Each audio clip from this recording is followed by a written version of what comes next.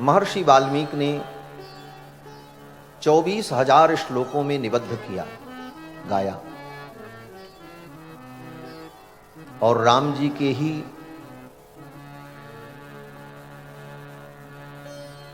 शासन काल में ये रामायण लिखी गई।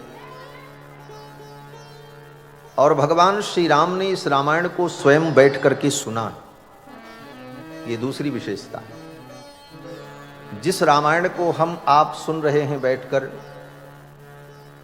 इस रामायण की कथा को स्वयं राम जी ने भी सुना। जब कुश और लव ने इस रामायण की कथा को गाया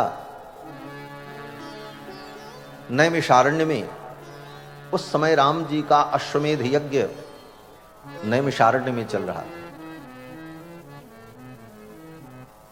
भगवान श्री राम राजसूय यज्ञ करना चाहते थे, लेकिन भरत जी ने कहा, भगवान राजसूय यज्ञ नहीं, आप अश्वमेध यज्ञ करें। भरत जी के कहने पर भगवान श्री राम ने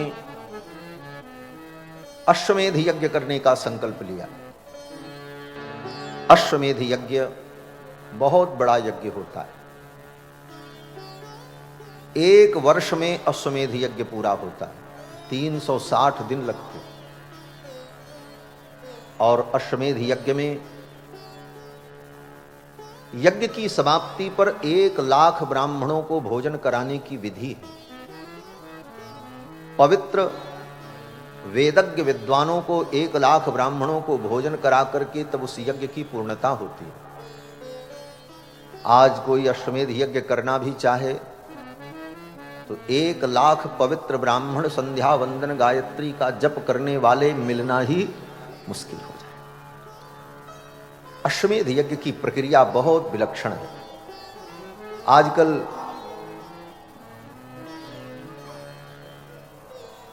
अश्वमेध यज्ञ के नाम पर बहुत सारे नाटक लोग करते रहते हैं।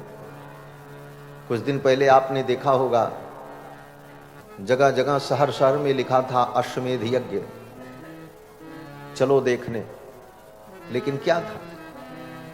अश्वमेध यज्ञ के नाम पर कुछ यज्ञ मंडप बनाकर स्वाहा स्वाहा करके सीधी साधी भोली भाली जनता को अश्वमेध यज्ञ की महिमा बताकर आकर्षित करना।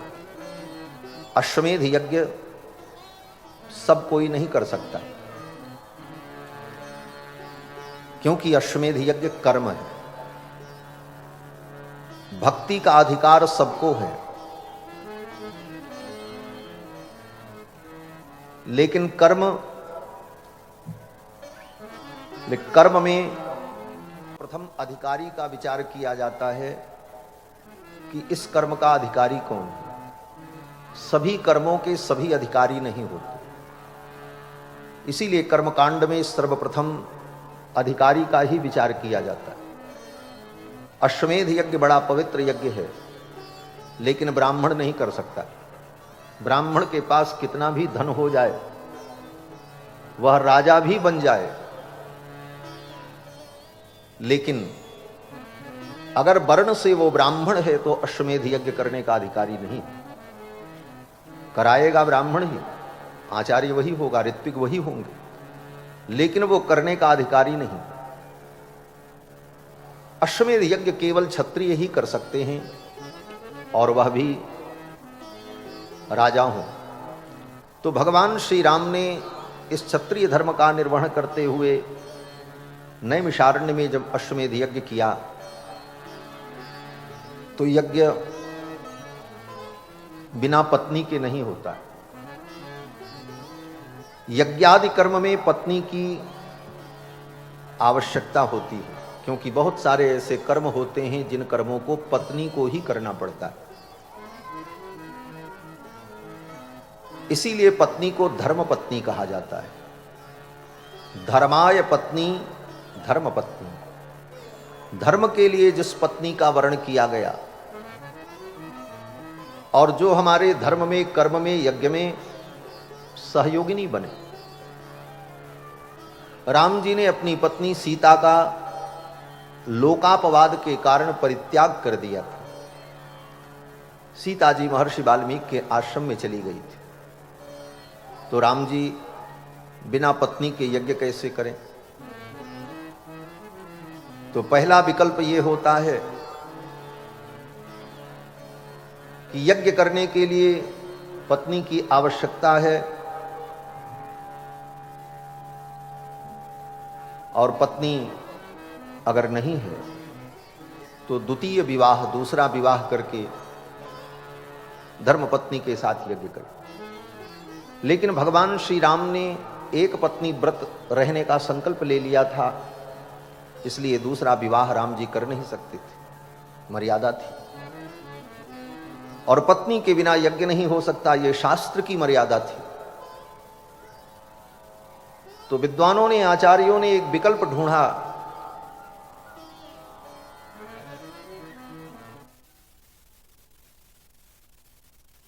मूर्ति बनाकर उस मूर्ति को ही पास में रखकर यज्ञ का विधान किया जाए।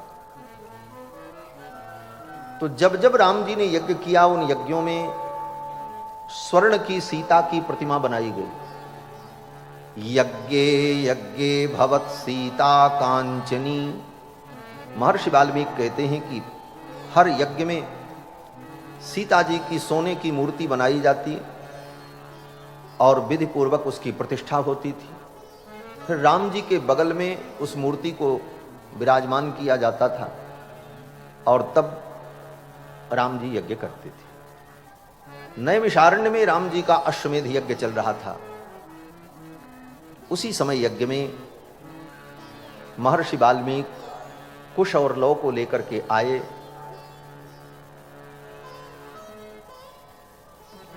उस यज्ञ स्थल पर और कुश और लौ से कहा, इस राम कथा को तुम यहां घूम घूम करके गाओ, यहां यज्ञ हो रहा है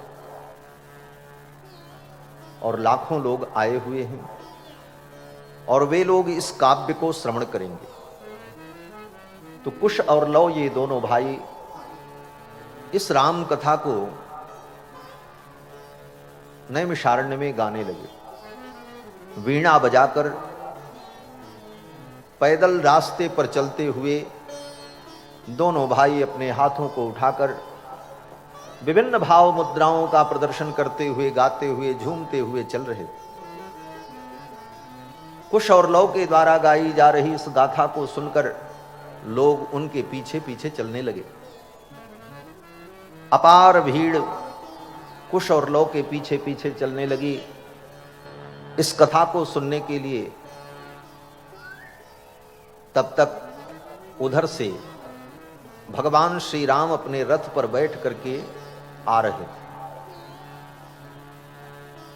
राम जी ने देखा इतनी भीड़, रास्ता भरा हुआ है। राम जी का रथ रुक गया। भगवान श्री राम ने अपने परिकरों से पूछा, ये कैसी भीड़ है? तो सेवकों ने, परिकरों ने कहा, महाराज, 2 ऋषि कुमार आए हैं और ऐसी सुंदर गाथा सुना रहे हैं कि उसे सुनने के लिए लोग उनके पीछे पीछे चल रहे हैं।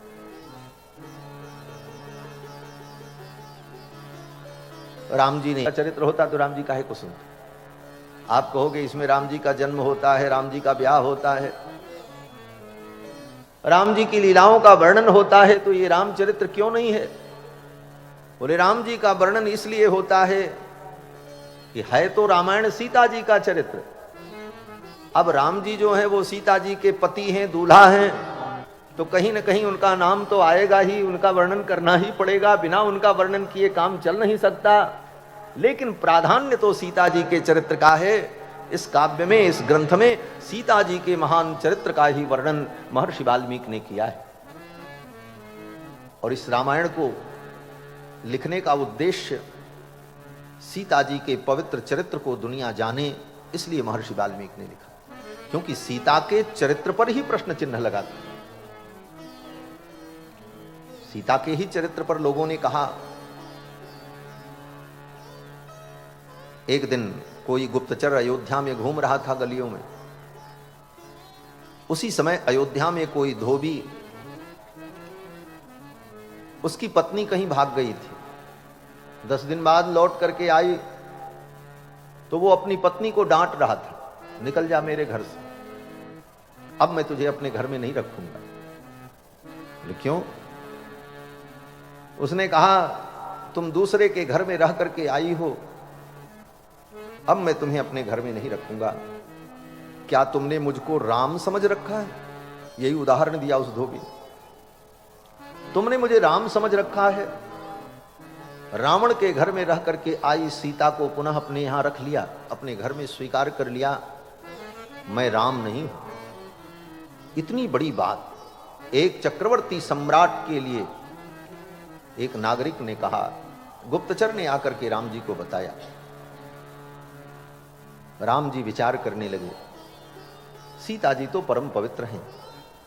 जिन सीता जी की पवित्रता का प्रमाण स्वयं अग्निदेव ने दिया, अग्नि परीक्षा हुई तो अग्निदेव ने कहा कि पार्वत्याधिक्य शुद्धात्मा प्रियाते प्राणवल्लभा। हे रघुनंदन, आपकी ये पत्नी सीता पार्वती से भी ज्यादा शुद्ध और पवित्र सती हैं। पार्वती से भी ज्यादा कहने का क्या मतलब निकला? कहते हैं पार्वती जब पूर्व जन्म में सती थीं तो इन्होंने पर पत्नी होने का नाटक किया, पर पत्नी का रूप बनाया। राम जी की परीक्षा लेने के लिए सीता का रूप धारण किया था सती ने।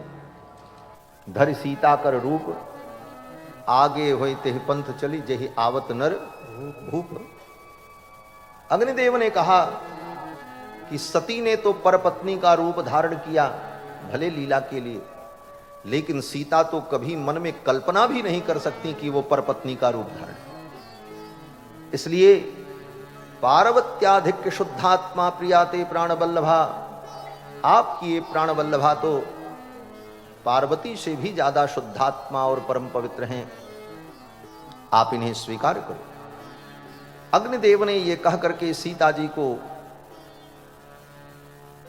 रघुनाथ जी को सौंपा, लेकिन इस अग्नि परीक्षा को बंदर भालुओं ने देखा था, राक्षसों ने देखा था लंका में, अयोध्या वासियों ने नहीं देखा था।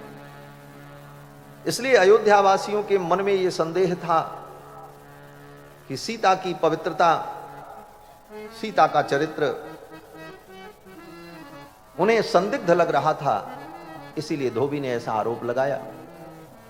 राम जी ने विचार किया कि अगर मैं सीता के पक्ष से कहूंगा कि सीता शुद्ध पवित्र हैं तो प्रजा कहेगी कि ये अपनी पत्नी का पक्ष ले रहे हैं, ये न्याय नहीं कर रहे। राजा को सबके लिए समान होना चाहिए, अपना ही कोई व्यक्ति अगर गलत करे तो उसे भी दंड देने में संकोच नहीं करना चाहिए। यही राजा का धर्म है, यही राजा का परम धर्म है। इसलिए राम जी ने विचार किया कि जब तक सीता की पवित्रता का ज्ञान, उनके परम पवित्र चरित्र का बोध लोगों को प्राप्त न हो जाए, तब तक सीता जी को अपने साथ रखना ये ठीक नहीं है। और भगवान ने सीता जी को अपने से दूर कर दिया, महर्षि वाल्मीकि के आश्रम में भेज दिया। इसके 3 कारण थे। एक कारण तो ये था अपवाद, दूसरा कारण जिस दिन राम जी ने सीता जी को वाल्मीकि महर्षि के आश्रम में भेजा, उसी के 1 दिन पहले सीता जी ने राम जी से कहा था, प्रभु मेरी इच्छा है कि मैं कुछ दिन मुनियों के आश्रमों में रहकर सत्संग करूं। उस समय सीता जी गर्भवती थी, अंतर्वतनी थी। सीता जी ने कहा कुछ दिनों तक मुनियों के आश्रम में रहकर सत्संग करने की मेरी इच्छा है, ये इच्छा मेरी पूर्ण की जाए। राम जी ने कहा जरूर ये इच्छा पूरी की जाएगी। तो राम जी ने सोचा इनकी इच्छा भी थी, और महर्षि वाल्मीकि से अच्छा आश्रम कहां होगा, वहीं मैं इनको भेज दूं। और लोकापवाद भी था। और एक तीसरा कारण जो गोस्वामी तुलसीदास जी महाराज वर्णन करते हैं कि श्री दशरथ जी महाराज जब अपने प्राणों का त्याग कर रहे थे तो उनकी आयु बची हुई थी। अपनी पूरी आयु को भोग कर दशरथ जी महाराज नहीं गए। आयु तो उनकी थी, लेकिन राम के वियोग में जीना संभव न हुआ। इसीलिए दशरथ जी ने कहा, हा रघुनंदन प्राण प्रीते, तुम बिन जियत बहुत दिन बीते। राम राम कहि राम कहि राम राम कहि राम, तनु परिहरि रघुवर विरह राव गयौ सुरधाम। राम जी के विरह में प्राणों का त्याग कर दिया दशरथ जी ने। उनकी आयु बची हुई थी। जो आयु बची थी दशरथ जी महाराज ने अपनी वो आयु राम जी को दे दी। मेरी जो आयु बची है वो मेरे पुत्र राम को प्राप्त हो जाए, क्योंकि अब मैं राम के बिना जी नहीं सकता। तो अपनी शेष आयु को दशरथ जी महाराज ने राम जी को दे दिया।